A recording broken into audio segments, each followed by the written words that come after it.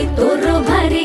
दिसते भारी गणपतीची स्वारी अन आला धादिस मामाच्या घरी मालवण चिपळूण सावंतवाडी माझ्या कोकण गावांचो दिमाग भारी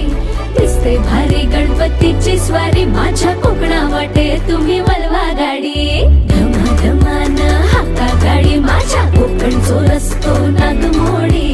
कारी नाही